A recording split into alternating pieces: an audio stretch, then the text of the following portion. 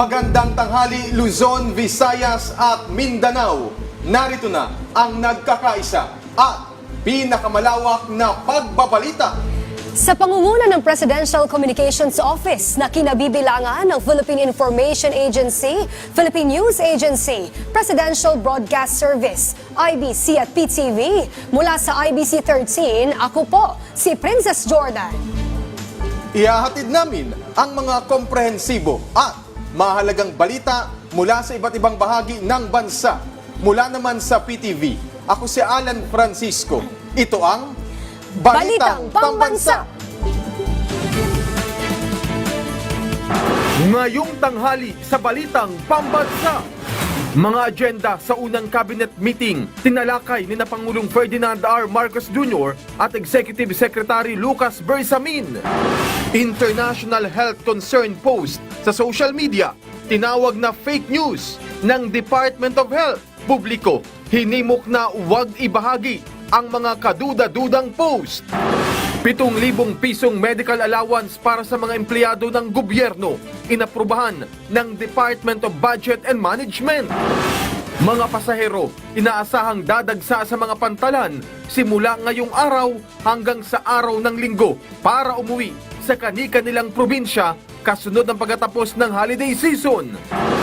Chinese submersible drone na natagpuan sa karagatan ng Masbate, masusi ng pinag-aaralan ng Armed Forces of the Philippines. At mga magsasaka sa Zambales nakatanggap ng libreng fertilizer mula sa pamahalaang panlalawigan. Una sa ating mga balita, nagpulong sina Pangulong Ferdinand R. Marcos Jr. at Executive Secretary Lucas Bersamin para paghandaan ang unang cabinet meeting ngayong taon. Nag-compare notes ang Pangulo at ang kalihim para sa magiging agenda ng pulong. Ayon kay Presidential Communications Office Secretary Cesar Chavez, itinakda ang unang pulong ng gabinete sa Martes, January 7. Pag-uusapan sa pulong ang magiging direksyon ng bawat ahensya para maabot ang lahat ng pangako sa ilalim ng bagong Pilipinas. Kabilang narito ang malalaking mga proyekto sa kabilang sa legacy projects ng administrasyon. Nilinaw ng Department of Health ang kumakalat na international health concern post sa social media. Ayon kay DOH Assistant Secretary at Spokesperson Albert Domingo, walang anumang kumpirmasyon mula sa World Health Organization ng naturang issue. Wala rin umano itong kumpirmasyon mula sa bansa na isinasaad sa post. Tiniyak rin ni Domingo na mayroong matatag na sistema ang bansa, katuwang ang iba't ibang nasyon sa ilalim ng international health regulations ng WHO. Samantala, binigyang din rin niya na gumagana ang lahat ng disease surveillance ng bansa at kanilang biniberipika ang lahat ng impormasyon bago ito isa publiko.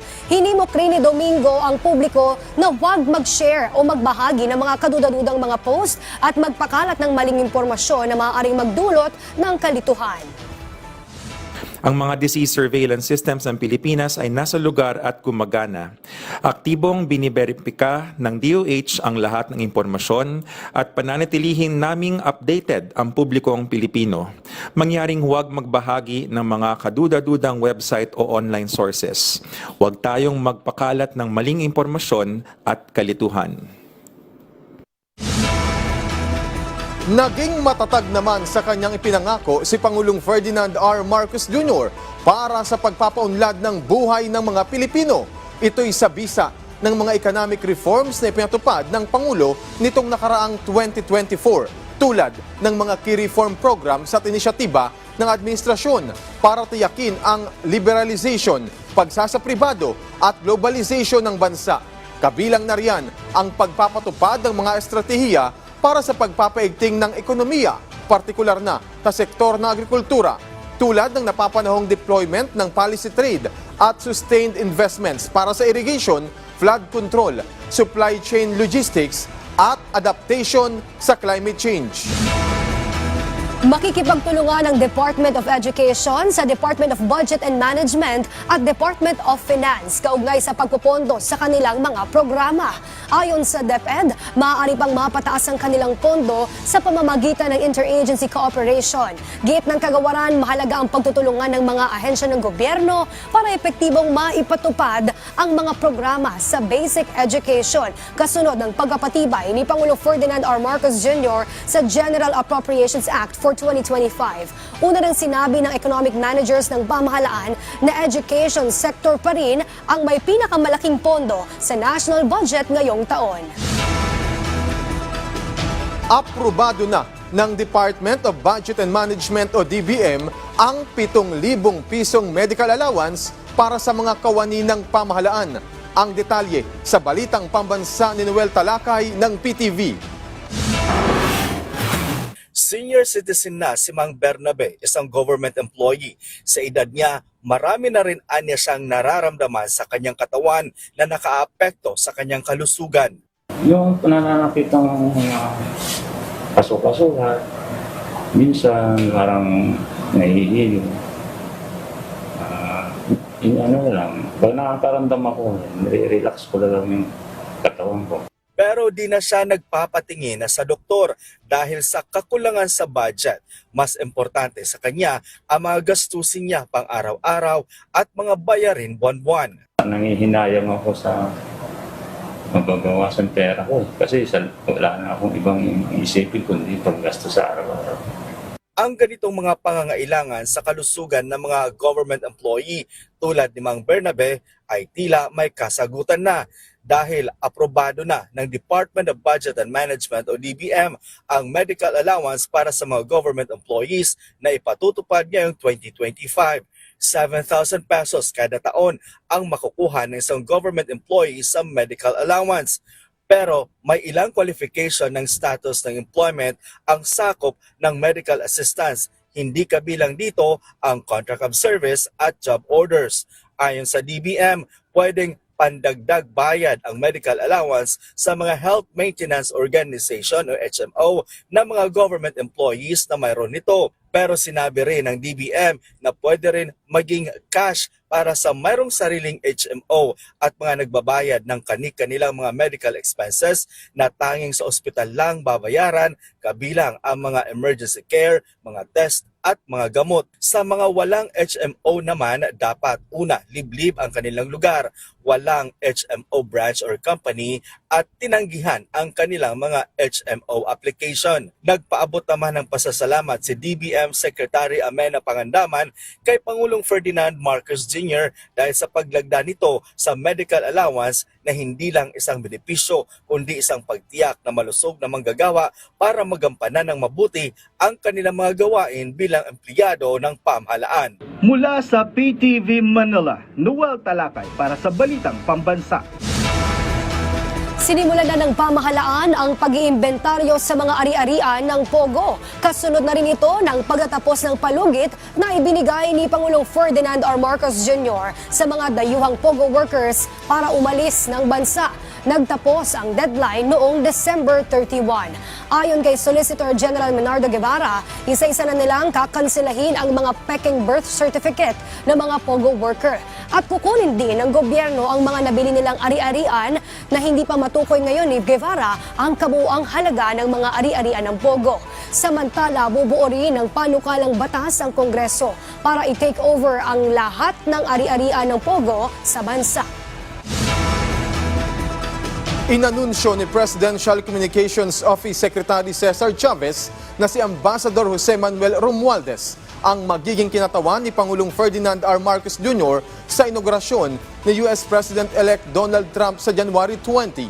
Ayon sa PCO, inimbitahan sa inaugurasyon ang Chiefs of Diplomatic Missions kasama ang kanilang mga asawa bilang kinatawan ng kani-kanilang heads of state at gobyerno. Sa ngayon, wala pang kumpirmasyon kung may biyahe ang Pangulo sa Estados Unidos para makapulong si Trump sa unang bahagi ng taon.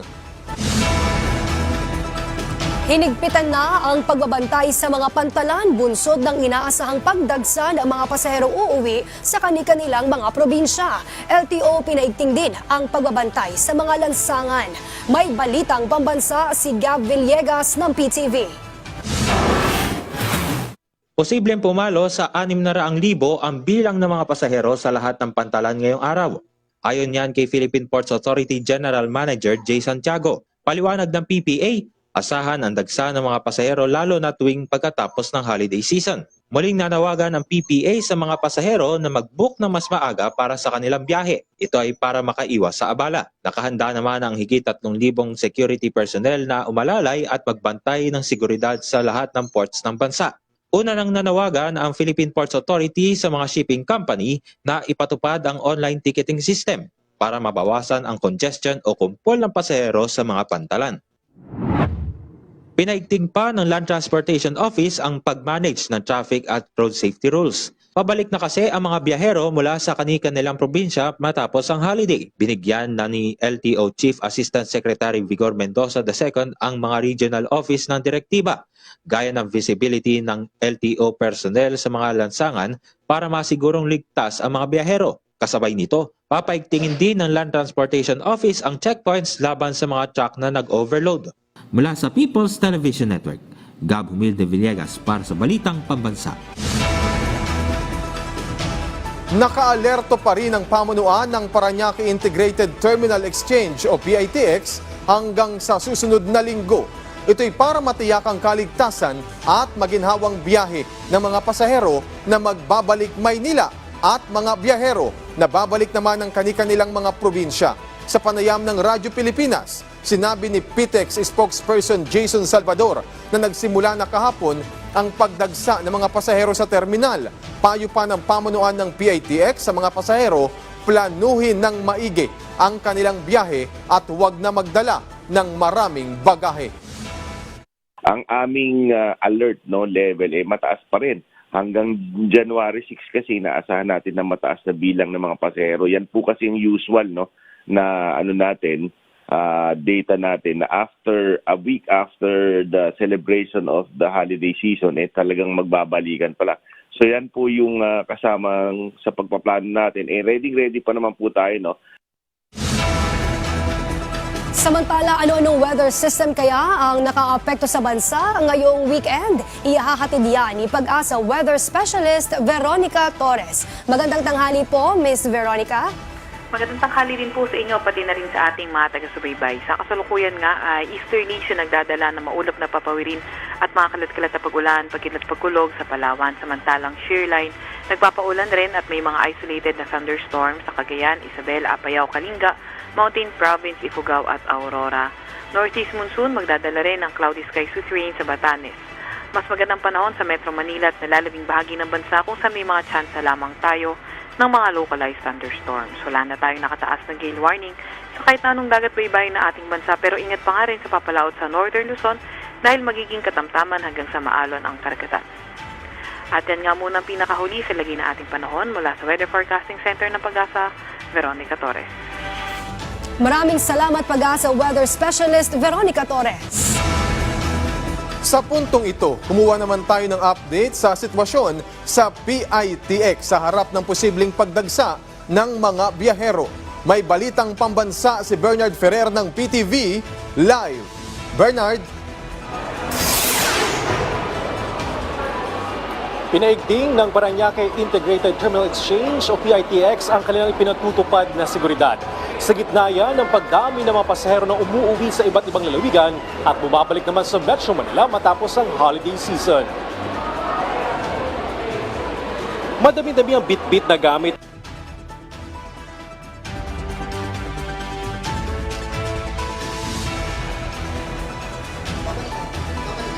Babalikan natin maya-maya lamang si Bernard Ferrer. Samantala, umabot na sa 534 na katao ang nasugatan dahil sa paputok. Naitala ng Department of Health o DOH ang nasabing bilang mula December 22, 2024 hanggang January ng taong ito. Ayon sa DOH, mas mababa ito ng 98% kumpara noong nakalipas na taon. Karamihan sa mga nasugatan ay mula sa Kwitis, Boga, 5-star at whistle bomb. Isa na ang naiulat na nasawi. Patuloy pa rin isinusulong ng DOH ang total ban o tuluyang ipagbawal ang paggamit ng paputok sa pagsalubong sa bagong taon. Pumalo na sa all-time high ang produksyon ng Department of Social Welfare and Development ng Family Food Packs o FFPs. Ayon sa tala ng DSWD, aabot na sa 10 milyong boxes ng FFPs ang kanilang naiproduce simula nitong Desyembre ng nakaraang taon hanggang ngayong Enero. Ang pagdami ay kasunod umano ng kanilang intensified stockpiling at pagpreposition ng mga FFPs sa buong bansa. Ayon sa kagawaran, ginawa ang milyon-milyong family food packs sa dalawang major hub sa Metro Manila at Cebu. Samantala, pinasalamatan rin ng kagawaran ang lahat ng nakiisa sa paggawa ng mga FFPs. Partikular na ang kanilang mga empleyado at volunteer na naglaan ng kanilang oras at effort para ma-fast track ang produksyon. Gayon din ang delivery ng mga ito sa bawat lugar sa bansa. Samantala, sa puntong ito, kumuha tayo ng update sa sitwasyon sa PITX. Naroon ang ating kasamang si Bernard Ferrer ng PTV.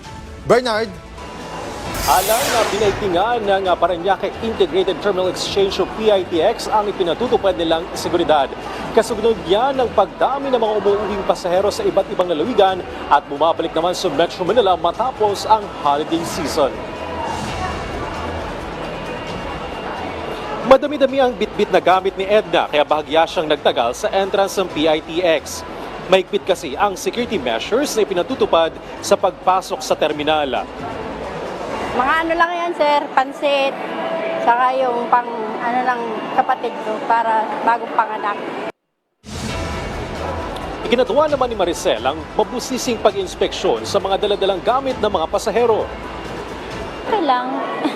Natural talaga yun, sir, na kailangan i-check yung mga dala. Mahigit 2.5 milyong pasahero ang naitala ng PITX mula December 20, 2024 hanggang January 2, 2025. Malapit na nitong maabot ang 3 milyong pasahero hanggang January 6. Ito ang pinakamataas na bilang ng mga pasahero sa panahon ng Pasko at Bagong Taon. Still ongoing po, yung PNP augmentation natin. And then, syempre naman, pagdating dito sa terminal, mahigpit pa rin ang seguridad dahil sinecheck pa rin lahat ng mga bagahe. Kasabay nito, mahigit 700 ipinagbabawal na kagamitan ang nakumpiska sa mga pasahero mula December 20, 2024 hanggang January 1, 2025. Kabilang dito ang lighter, kutsilyo, cutter blade, gunting, butane gas, paputok, itak, LPG tank at ang armas na 5 fingers. Patuloy na pinapalalahanan ang publiko na iwasang magdala ng illegal items upang hindi maabala at mapanatiling kaayusan sa terminal. Alan agad na ititurn over ng PITX sa kapulisan ng mga illegal items na nakumpiska sa mga pasahero. Sa pantayan naman ng PITX, halos 74,000 na ang bilang ng mga pasahero sa terminal ngayon pa lang tanghali at posible itong madagdagan sa mga susunod na oras. Balik sa iyo, Alan. Maraming salamat, Bernard Ferrer. Nakumpleto na ng Department of Health ang pangalawang Joint External Evaluation noong November 29, 2024. Sa pakikipagtulungan ng World Health Organization, sinusukat sa JEE ang kalakasan at aktibong paglahok ng isang bansa para malaman, madiskubre at mabigyan ng mabilis na aksyon ang pangseguridad na kalusugan. Ang pangalawang JEE ng Pilipinas ay pinangunahan ni Health Security Experts Dr. Gina Samaan, WHO Emergency Director for the Western Pacific, at Dr. Jeffrey Cutter, isang independent expert mula sa Singapore. Tumayuring observer sa evaluation ang ibang bansa. Isa lang ang Pilipinas sa 21 bansa na lumahok sa JEE na isinagawa sa Geneva, Switzerland. Sa nakalipas na 5 taon, naaksyonan ng bansa ang mga problema sa kalusugan kasama na ang COVID-19 pandemic. Bumaba ang krimen sa Metro Manila dahil sa tulong at suporta ng komunidad at mga stakeholders sa bansa.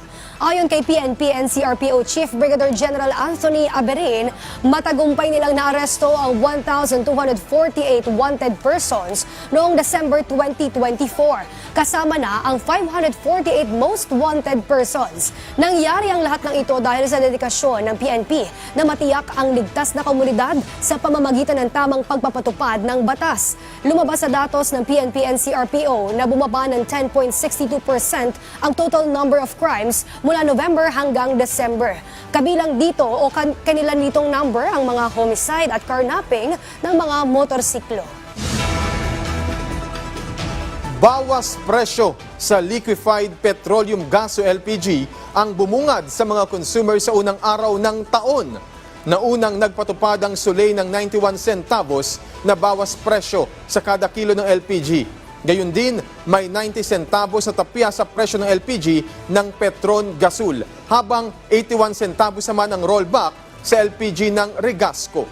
Ayon kay Department of Energy Oil Industry Management Bureau Rodela Romero, ang naturang tapya sa singil sa LPG ay dahil sa pagbaba ng contract price ngayong Enero.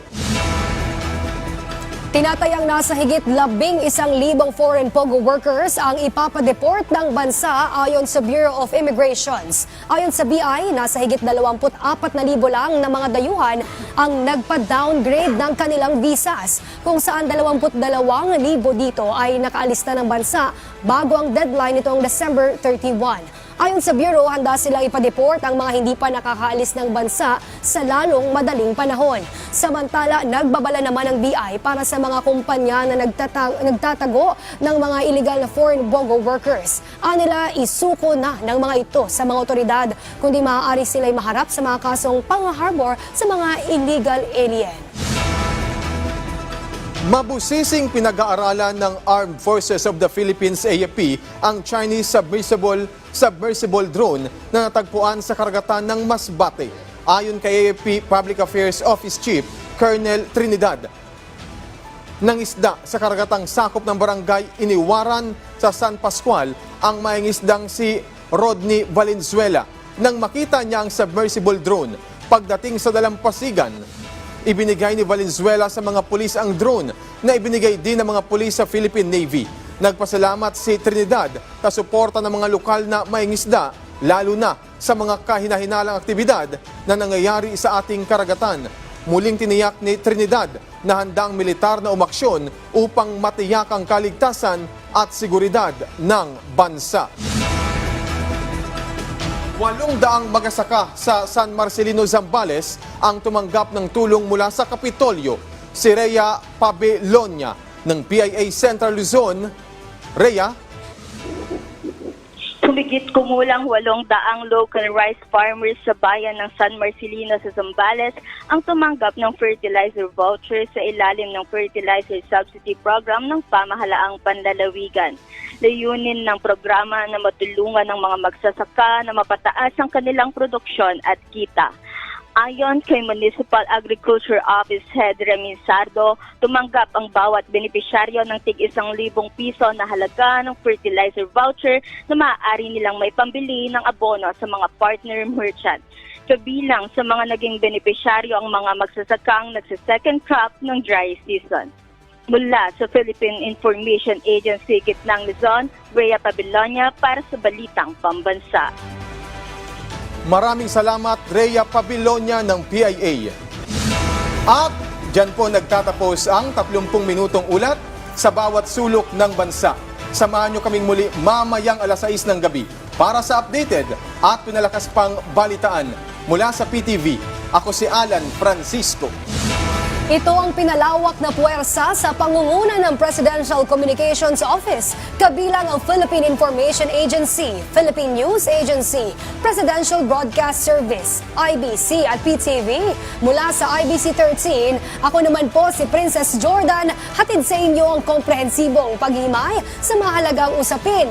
Dito lang sa Balitang Pambansa.